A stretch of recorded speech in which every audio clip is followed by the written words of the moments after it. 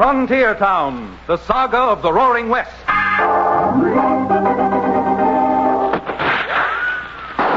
Frontier Town. El Paso, Cheyenne, Calgary, Tombstone. Frontier Town.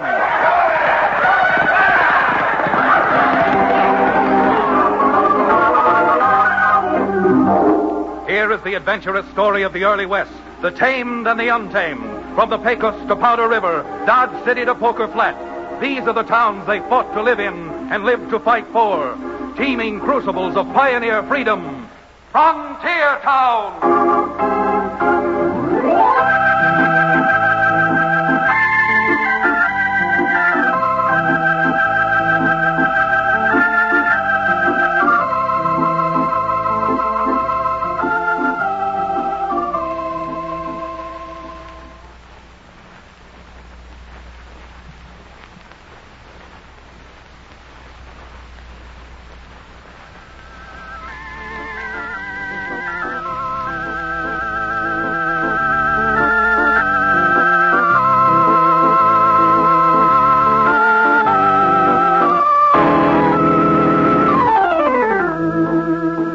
Howdy, I'm Chad Remington, and in Dos Rios, the frontier town I live in, I'm known as a cowtown lawyer. But frankly, even with the People's Court and the Miners' Court, there really isn't enough law business to dignify me with the title of attorney. And some folks say I'm more of a troubleshooter. And I guess probably they're right at that. It was only a short time ago that I thought I'd get away from Dos Rios, my office, the little ranch my dad left me, and trouble. So, gathering up Cherokee O'Bannon, who used to peddle patent medicine but now rents livery horses in Dos Rios, we set out for Spread Eagle Lake, a deep, cold blue lake in the distant mountains, where I had heard the green hunchback, the steelhead, and the rainbow ran up to 10 pounds. To get to Spread Eagle, we cut through the Rockies and came down on a pass through which the railroad was building. Counselor, you sure you want to go through with this fishing trip? You bet I'm sure, Cherokee. Why? Well, I was just thinking. Fish live in water.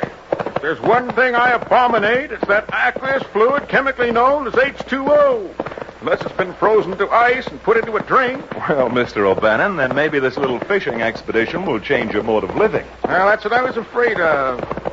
Not meaning to change the subject, but have you heard anything about the railroad building here through the gorge? I think I heard some talk about it. It's going to be a great thing for the West, this network of rails. It will probably mean the eventual end of the frontier. Say, look, Chad, isn't that a work train stopped down there with all the track layers working around it? It sure is. What's more, just approaching the work train, down beyond that bend, is an engine with one flat car, and it's going like 60. Silly blue blazes. If that engine doesn't slow down, and soon there's going to be one heck of a smash-up. Doggone it, what's the matter with the man in the locomotive cab? Why doesn't he slow down? Doesn't he see the work train with all the workmen around it? That engineer must be blind. Look, he's just starting to slow down now. And now, I'm afraid, is about 1 minute too late. That fool, he's driving right into a smash-up.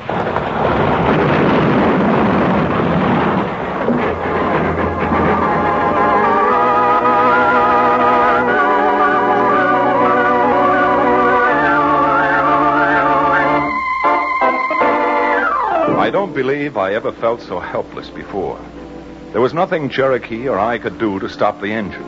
And when it plowed into the back end of the work train, it scattered men in a circle 200 yards wide. Cherokee and I lost no time getting down there. And when we did, we found the division boss who'd been riding the flat car surrounded by about 50 of the angriest men we'd ever seen. Are you fools? Do you think we deliberately drove that engine into the work train? It don't make no difference just why you did it, Clooney. You killed 2 men, and one was my brother. You're nothing but a foul, low-down murderer. Don't you go calling me no murderer. It's a lucky thing there weren't more men killed. Speed. That's all you and that railroad ever think of. Well, we got some speed for you, Clooney. The steadiest trip you ever made. To a graveyard. All right, go on. Gun me down. Fine chance I'd stand against 50 of you. I don't need no gun for a snake like of you, Clooney.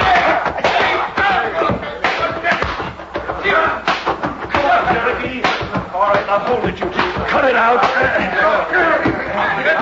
Let me go. Take your hands off me. Now, that's enough. All right, now cut it out. Yes. Thanks. Thanks, mister. I didn't stand much of a chance with a mob on my neck. Who's he coming in here? All right, the lot of you. I don't know who's right in this argument, but I'm not going to stand by and see 50 men go after one. Get out of my way, you stupid! What's... Now, if there are any of the rest of you who are interested in target practice, I'm right here to oblige.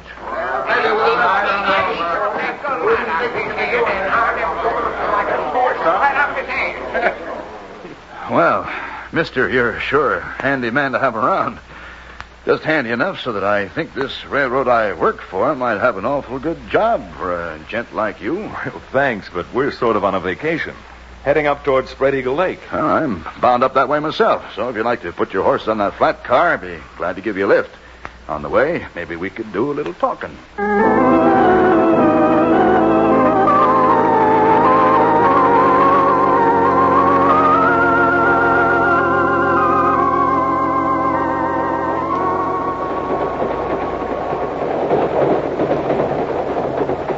Mind you, I'm not taking sides in this issue. From what we saw, the men were right.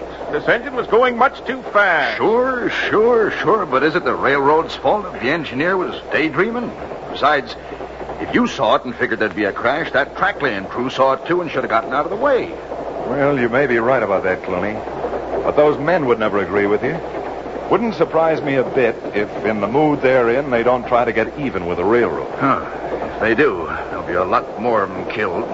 But legally, we still got a few laws around here, and they won't do those mobs any good. And that's where I figured maybe you could help. We could help? How? After all, you're both natives out here. Shouldn't be any trouble at all for you to win their confidence and try to talk them out of destroying any railroad property. After the row I had with that Pat McCarthy today, he could have taken us apart right along with your roadbed the way he feels. Look, you see that little bunch of buildings up ahead there? That's the junction. Now, once we get there, you come in and talk to our general manager, Mr. Sherwood, before you make up your mind one way or the other.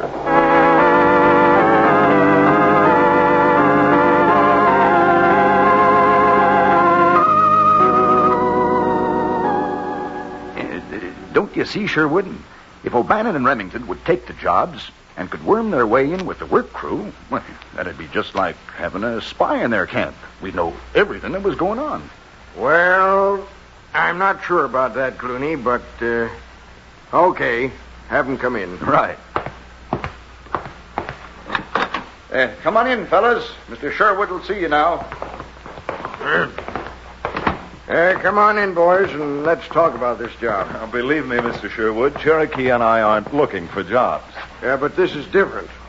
It's not a permanent job, and what's more, by helping the railroad complete its work, you'll be helping everyone around here. What we want is to stop the wanton waste of material and lives. In other words, you want a troubleshooter so you won't have any shooting trouble. Remington, you hit the nail right on the head. Well, all I can say is I hope we don't end up hitting it right on the thumb.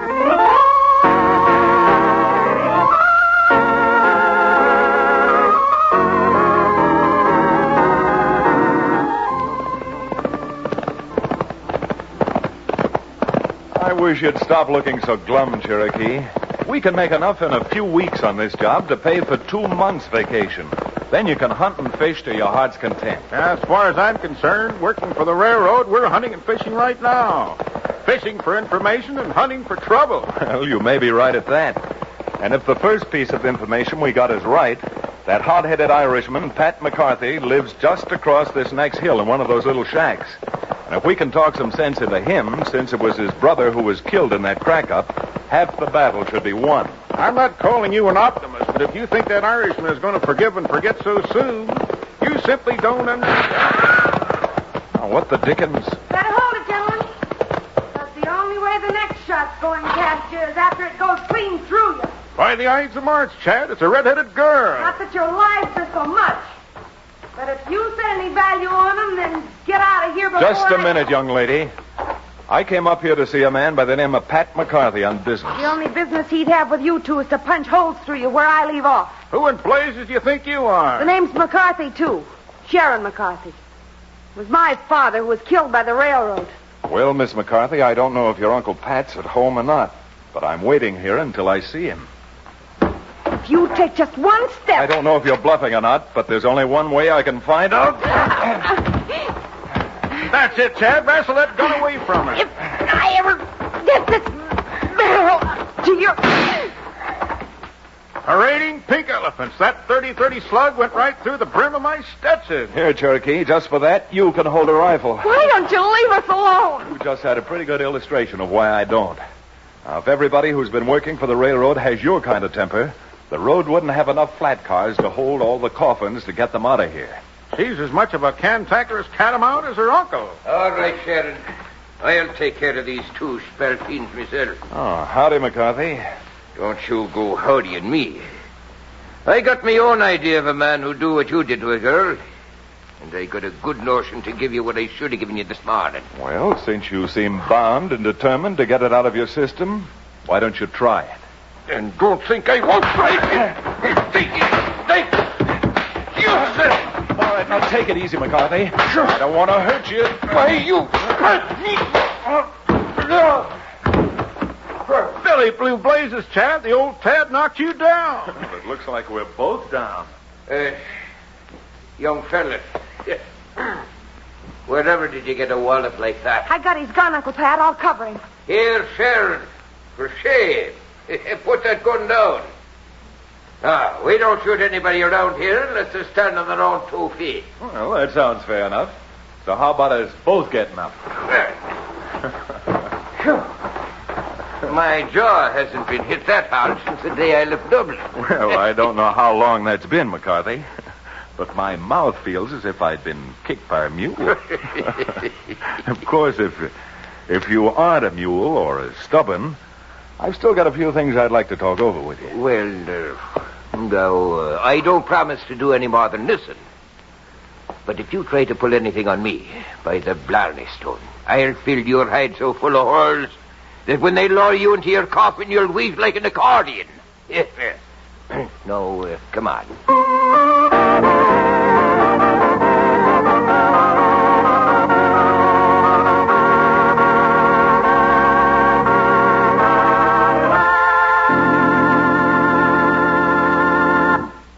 We'll return to the second act of Trouble Rides the Rails, our exciting frontier town adventure, in just a few moments.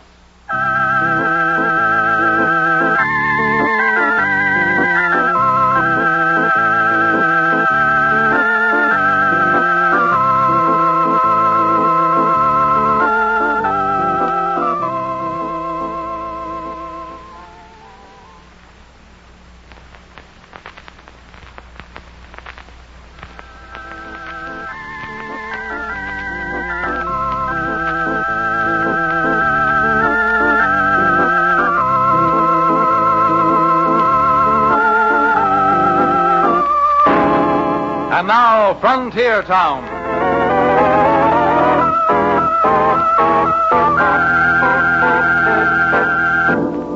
I don't know if you've ever tried to convince a hard-headed Irishman of anything, but maybe having an O'Bannon with me helped. Because even though it was against his better judgment and that of his nieces, Sharon, Pat McCarthy finally agreed to convince his fellow workers not to tear the new railroad apart. I can't say that I blame Sharon particularly, because her father had been killed. But before Cherokee and I could really blame anybody, a wave of criminal attacks and depredations broke out that just about blasted the railroad out of the Rockies.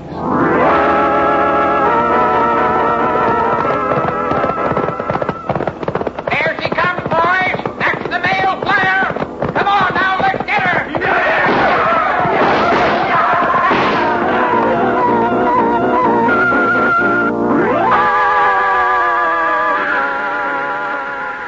Never mind the messenger. It's for that express car's sake.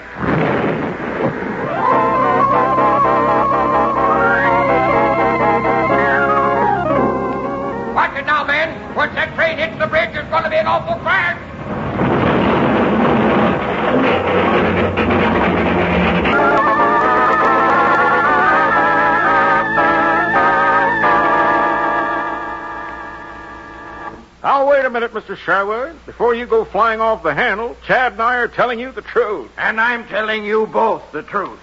This railroad is paying you to stop trouble. And almost from the day you started, trains have been held up, express and mail shipments stolen. If you'd only give me a chance, Mr. Sherwood, and listen and... Chance my eye. I recommended you to Mr. Sherwood and put you on the payroll. Now things are worse than they were before. If your only interest is in the payroll, you can forget about it.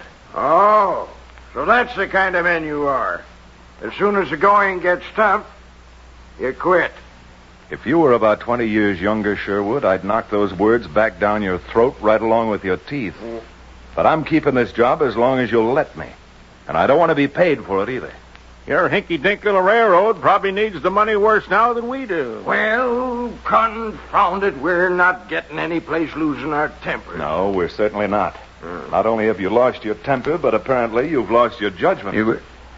You mean judgment? Cherokee and I have been with McCarthy and the rest of that track-laying crew ever since you turned the job over to us. And I take my solemn oath that none of them had anything to do with looting or damaging your trains. Well, solemn oath or not, Clooney identified several of them. Saw them with his own eyes. I certainly did. Oh, you did, huh? Maybe you've got a reason of your own for saying that you identified them. Oh, yeah? Well, I got a good reason right now to make mincemeat out of you, Remington. Oh, so? Why? Guilty conscience? Why, I'll guilty conscience you. Clooney, no gunplay. Remington. Why, that's the fastest draw I've ever seen. How did you do it? You knocked Clooney's gun clean out of his hand. Yeah, go on, Sherwood. Why don't you give him a medal? Well, I got a couple of other decorations to hang on him. Working for the same company, Clooney. I hate to do this, but if you've got something on your conscience, maybe this will shake it out.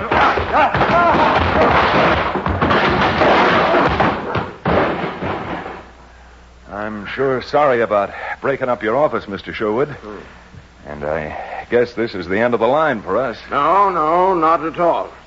Now I'm doubly convinced you're the kind of men I want working for me. But I do think you're wasting your time when you suspect Clooney of having any ulterior motives. Well, it wouldn't be the first time I've been wrong. But I certainly don't understand how he was able to make such positive identification of those men. Well, then, Remington, in that case, maybe you'd better find out. And if you do find out, you may have found the men who've been trying to put this railroad out of business.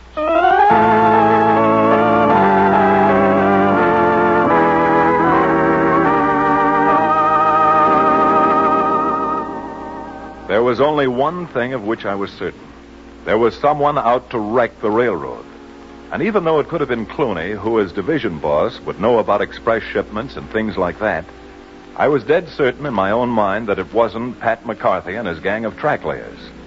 But to be completely sure, Cherokee and I hightailed it back to McCarthy's shack, where we found no one home but Sharon. Miss Sharon, I don't like calling a pretty girl, and an Irish lass at that, a prevaricator. But I have a feeling that you know where your Uncle Pat went. Well, guess there's no use trying to protect him. Uncle Pat went into town. Into town? You mean into that cafe, don't you? Chad, don't let Uncle Pat get into trouble. He really means so well. And... I'm sure he means well, Sharon. But at the rate he's going, he'll have a lot of company. Or even the streets are paved with good intentions. All right, come on, Cherokee. This should be one trip you'll enjoy. We're going back to town and into that saloon.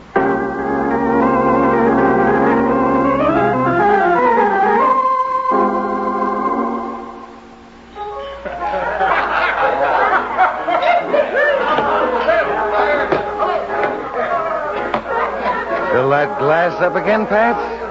Fill it up, huh? You know something, Pharaoh? This reminds me of the night that I was in Dublin. It reminds me of why I left Dublin. Why? You see, I was a hod carrier over there, and I had a lot of trouble.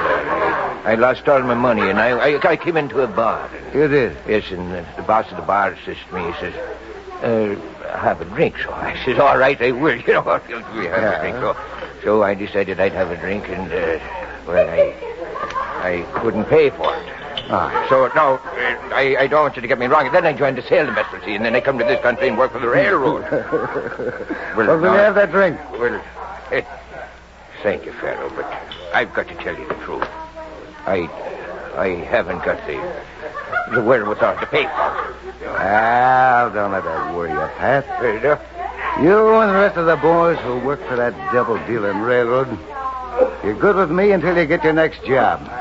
Well, that's fine. I don't know when the next job is going to be, but if you don't mind, give me that drink. That's fine, Pharaoh. Fine.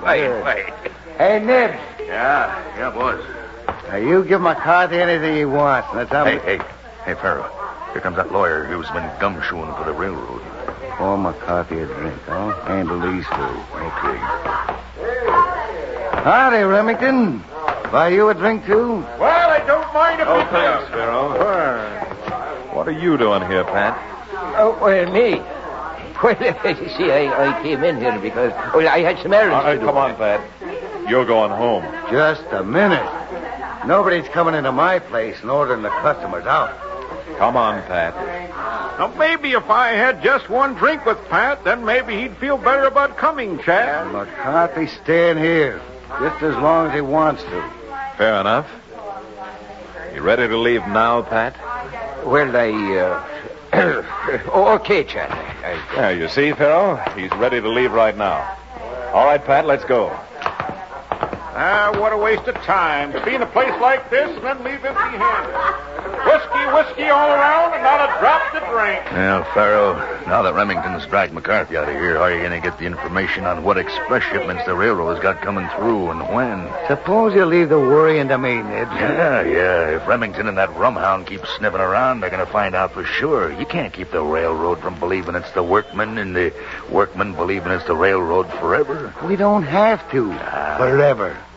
With what we got off the express cars the last 2 trips, plus we're going to get the next time, we can retire forever and live like kings. Yeah, well, all I can say is I hope you're right, boss, because I got a feeling in my bones it spells trouble. Spells trouble with a capital T.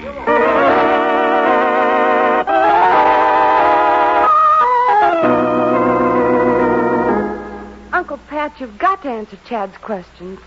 He told you that Clooney claims to have identified us in that last railroad wreck and hold-up. Sharon, you know we had nothing to do with it. Maybe you didn't. Maybe it was Clooney. I don't know. But we've got to find out before the only station the railroad has left is marked Boot Hill.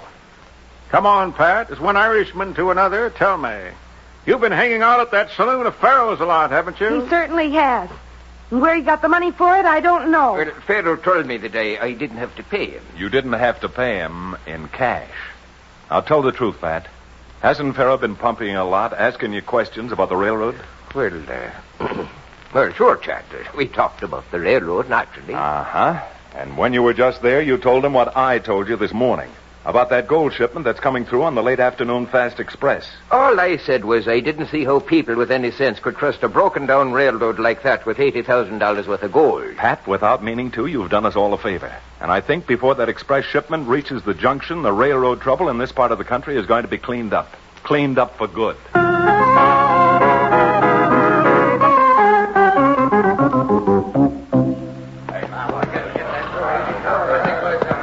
Pat, will you make those men of yours shut up? Here comes the train. Chad, look.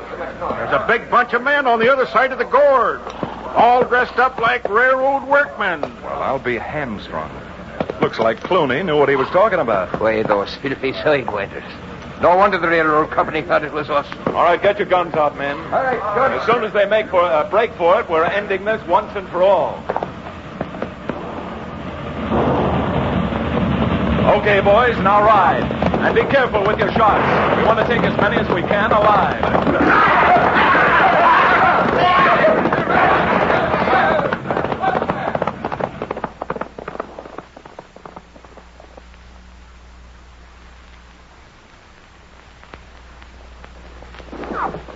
Hey, Pharaoh, look. Here comes Clooney and a bunch of those railroad detectives.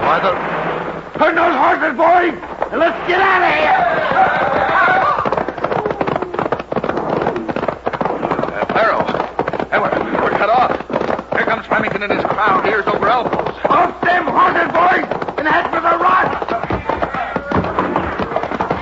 And this'll take care of you, Mr. Clooney.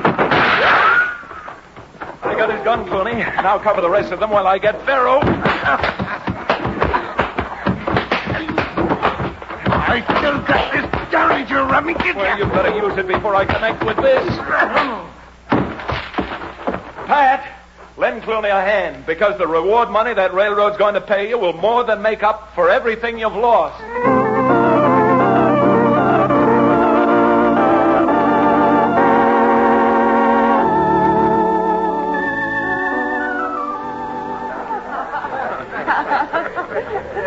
Oh, well, Remington, I'll forgive you all you did to me, the way you rounded up those crooks for us. Hey, Mr. Sherwood? We certainly will, Clooney. And speaking on behalf of the railroad, we certainly made a good deal when we hired Remington and O'Bannon. Oh, that reminds me. Where is Cherokee? Well, after all he did and the thirst he developed, I gave him the money to go down and buy a bottle of whiskey. Oh, well, now, Mr. Sherwood. That was mighty nice of him. Yeah, except that Cherokee got so excited he dropped the bottle and it spilled all over the wooden floor. Oh, that poor man. He's probably sick about it. Well, he has gone to the doctor's.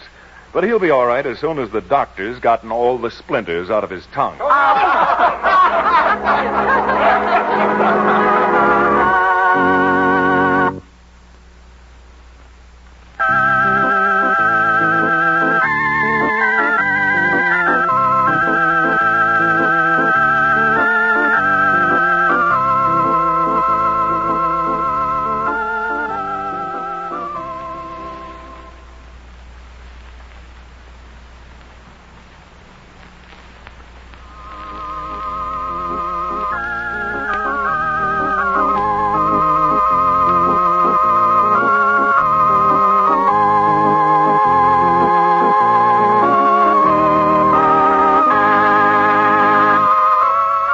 Frontier Town, starring Reed Hadley and featuring Wade Crosby, is a Bruce Ells production. Story and direction by Paul Franklin. Music written and played by Ivan Ditmars. Be sure to be with us again, same time next week, for another fine action-adventure story with your favorite young Western star, Reed Hadley. And now this is Bill Foreman telling you that Frontier Town comes to you from Hollywood.